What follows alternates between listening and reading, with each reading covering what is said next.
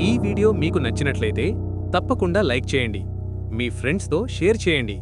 మరిన్ని ఆసక్తికరమైన వీడియోల కోసం మన ఛానల్ని సబ్స్క్రైబ్ చేసుకోవడం మర్చిపోకండి. ముంబై లాంటి మహానగరంలో ఐటీ బిల్డింగ్ అంటే ఎప్పుడూ వెలుగులతో, కెమెరాలతో, సెక్యూరిటీతో కళకళలాడుతూ ఉంటుంది. కానీ అటువంటి చోట కూడా ఎవరికీ తెలియని ఒక చీకటి కోణం ఉంటుందని చిన్న ఎప్పుడూ ఊహించలేదు. చిన్న మధ్యతరగతి కుటుంబానికి చెందిన యువకుడు. తండ్రి రిటైర్డ్ టీచర్, తల్లి గృహిణి. ఇద్దరు అక్కల పెళ్లిళ్లు అయిపోయాయి. ఇప్పుడు ఇంటి బాధ్యత అంతా చిన్నాపైనే ఉంది. అందుకే తను ముంబైలోని వరదాన్ టెక్ పార్క్ అనే పెద్ద కంపెనీలో బ్యాక్ ఎండ్ డేటా ఎగ్జిక్యూటివ్గా చేరాడు. చిన్నాకు రాత్రి షిఫ్టులు అంటే భయం, కానీ జీతం ఎక్కువ వస్తుందని రొటేషనల్ నైట్ షిఫ్ట్కు ఒప్పుకున్నాడు. వరదాన్ టెక్ పార్క్ 20 అంతస్తుల భవనం. కానీ ఒక వింత ఏంటంటే లిఫ్టులో 12 తర్వాత నేరుగా 14వ నంబర్ వస్తుంది. 13వ నంబర్ బటన్ ఉండదు. మేనేజ్మెంట్ చెప్పే వివరణ ఏంటంటే 13వ అంతస్తు అందరికీ కాదు, కేవలం నైట్ షిఫ్ట్ చేసే బ్యాక్ ఎండ్ టీం కోసం మాత్రమే అది కేటాయించబడింది. అక్కడికి వెళ్లాలంటే 12వ అంతస్తు మూలలో ఉన్న ఒక సర్వీస్ మెట్ల ద్వారా వెళ్ళాలి. ఒక రాత్రి చిన్న తన కొలీగ్ రాజేష్తో కలిసి పనిచేస్తున్నాడు. సమయం రాత్రి 2:15 అవుతోంది. అంతా నిశ్శబ్దంగా ఉంది. హఠాత్తుగా ఎవరో తన వెనుక నుండి వెళ్ళినట్లు చిన్నాకు అనిపించింది. వెనక్కి తిరిగి చూస్తే ఎవరూ లేరు. కొద్దిసేపటికే పక్కనే ఉన్న ప్రింటర్ తనంతట తానుగా ఆన్ అయి ఒక పేపర్ బయటకొచ్చింది. తీసి చూస్తే ఆ పేపర్ ఖాళీగా ఉంది. చిన్న భయపడుతుంటే రాజేష్ నవ్వుతూ దయ్యాలు తమ రెజ్యూమ్ పంపినట్లున్నాయి అని జోక్ చేశాడు. కానీ ఆ నవ్వు ఎంతసేపు నిలవలేదు. ఆ ఫ్లోర్ చివరలో మీటింగ్ రూమ్ నంబర్ 3 అని ఒక గది ఉంటుంది. అది ఎప్పుడూ లాక్ చేసి ఉంటుంది. ఒక రాత్రి చిన్న హెడ్ ఫోన్స్ పెట్టుకుని పనిచేస్తుంటే అందులో వింత శబ్దాలు వినిపించాయి. ఎవరో గుసగుసలాడుకుంటున్నట్లు, ఏడుస్తున్నట్లు శబ్దాలు. చిన్న మెల్లగా ఆ గదివైపు వెళ్ళాడు. తలుపు కింద నుండి ఒక వింతైన పసుపు రంగు వెలుతురు కనిపిస్తోంది. కానీ తను దగ్గరికి వెళ్ళగానే ఆ వెలుతురు ఆగిపోయింది. సెక్యూరిటీ గార్డుని అడిగితే అతడు వణుకుతూ, "సార్, పాతవాళ్లు చెబుతుంటారు ఆ గదిలో ఏదో తేడా ఉందని, అందుకే దాన్నెప్పుడూ తెరవరు" అని చెప్పాడు. చిన్న సీటు పక్కనే సీసీటీవీ మానిటర్ ఉంటుంది. ఒక రాత్రి చిన్న ఆ స్క్రీన్ వైపు చూస్తుంటే అతడి రక్తం గడ్డ కట్టిపోయింది. స్క్రీన్లో చిన్న వెనుక ఒక నల్లటి ఆకారం నిలబడి ఉంది. కానీ తను నిజంగా వెనక్కి తిరిగి చూస్తే అక్కడ ఎవ్వరూ లేరు. రాజేష్ కూడా అది చూసి షాక్ అయ్యాడు. చిన్నాకు పాత ఉద్యోగి శరత్ గురించి తెలిసింది. శరత్ భయంతో ఉద్యోగం వదిలేశాడని తెలిసి అతన్ని కలిశాడు. శరత్ వణుకుతూ ఒక నిజాన్ని చెప్పాడు. కొన్నేళ్ల క్రితం ఆ మీటింగ్ రూమ్ నంబర్ 3లో ఒక ఉద్యోగి ఓవర్ టైం వర్క్ చేస్తూ స్ట్రెస్తో గుండెపోటు వచ్చి చనిపోయాడు. కంపెనీ పేరు పాడవుతుందని ఆ విషయాన్ని దాచేశారు. అప్పటి నుండి అతడి ఆత్మ అక్కడే తిరుగుతోంది. ఒక రాత్రి నేను ఆ తలుపు తెరిచాను. లోపల నేను చూసింది చెప్పలేను. అది మనుషులను తనలా మార్చేస్తుంది. చిన్న ఇంటికి వెళ్లి రాజీనామా చెయ్యాలని నిర్ణయించుకున్నాడు.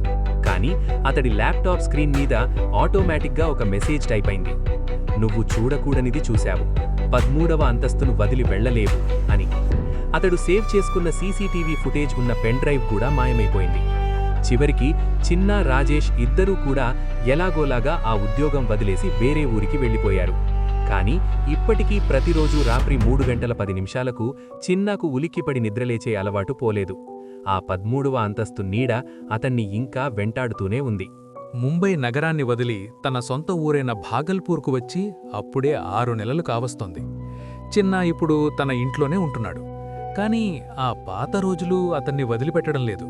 ప్రతిరోజు రాత్రి సరిగ్గా 3:10 అతడికి మెలకువ వస్తుంది. గదిలో ఎవరూ లేకపోయినా ఎవరో తన చెవుల్లో గుసగుసలాడుతున్నట్లు, టైపింగ్ శబ్దాలు వినిపిస్తున్నట్లు అనిపిస్తుంది. ఒక రాత్రి చిన్న గాఢ నిద్రలో ఉన్నప్పుడు అతడి పాత ల్యాప్టాప్ తనంతట తానుగా ఆన్ అయింది. స్క్రీన్ మీద నీలిరంగు వెలుతురు గదంతా వ్యాపించింది. నిద్రలో ఉన్న చిన్న ఆ వెలుతురుకు కళ్ళు తెరిచాడు. ల్యాప్టాప్ స్క్రీన్ మీద మళ్లీ అదే మెసేజ్. "పని ఇంకా పూర్తి కాలేదు చిన్న, 13వ అంతస్తు నిన్ను పిలుస్తోంది." చిన్న వణుకుతూ ల్యాప్టాప్ మూసివేశాడు. కానీ మరుక్షణమే అతడి ఫోన్కు ఒక నోటిఫికేషన్ వచ్చింది. అది రాజేష్ నుండి వచ్చిన మెసేజ్. రాజేష్ కూడా ముంబై వదిలి బరేలీ వెళ్ళిపోయాడు. మెసేజ్లో కేవలం ఒక ఫోటో ఉంది. అది ఒక పాత వార్తాపత్రిక కటింగ్. అందులో హెడ్లైన్ చూసి చిన్న గుండె ఆగిపోయినంత పనయింది. వరదాన్ టెక్ పార్క్ 13వ అంతస్తులో మరో అనుమానాస్పద మృతి.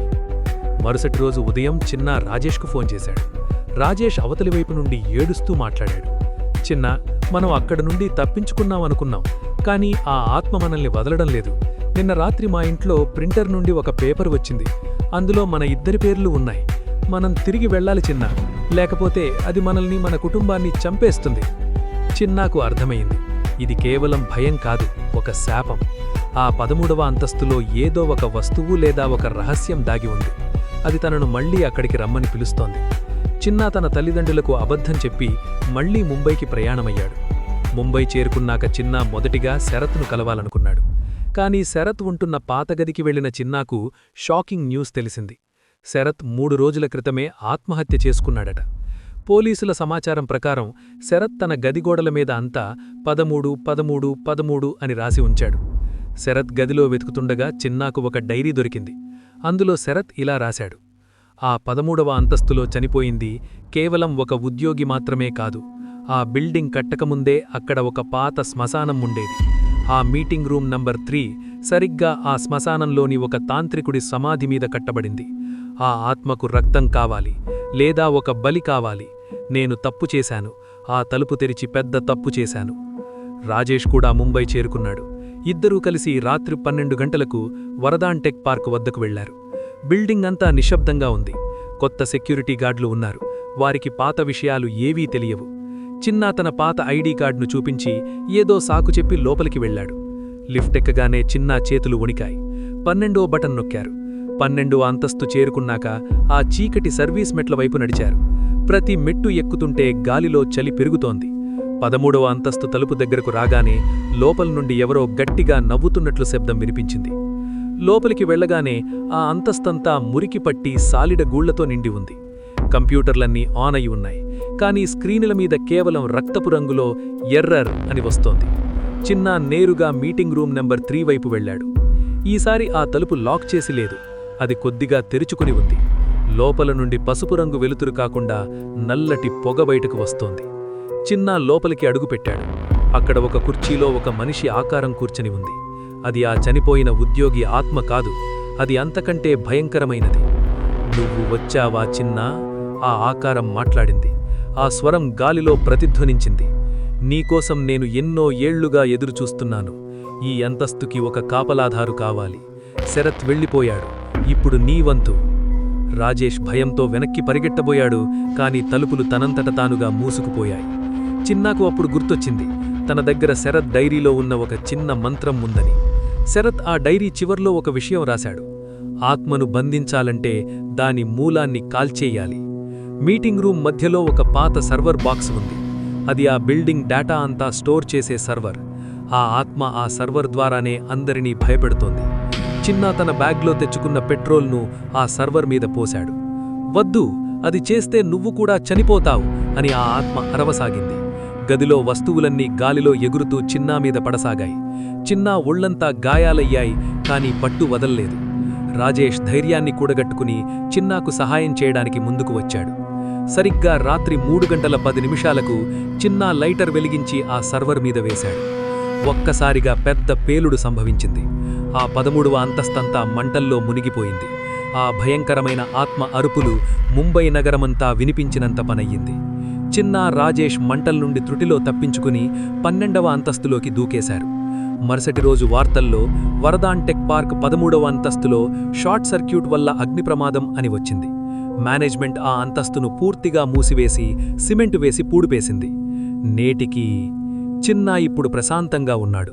అతనికి ఇక ఆ 3:10 భయం లేదు. కానీ ఎప్పుడైనా ముంబైలోని వరదాన్ టెక్ పార్క్ ముందు నుండి వెళితే 13వ అంతస్తు వైపు చూస్తే కిటికీలో నుండి ఒక నల్లటి ఆకారం ఇప్పటికీ ఎవరికోసమో ఎదురుచూస్తున్నట్లు కనిపిస్తుందని అక్కడి వారు చెప్పుకుంటారు. చూసినందుకు ధన్యవాదాలు. ఈ వీడియోని మీ వాట్సాప్ గ్రూపుల్లో షేర్ చేయండి. వచ్చే వీడియోలో మళ్ళీ కలుద్దాం. అప్పటి వరకు సబ్స్క్రైబ్ చేసి సపోర్ట్ చేయండి.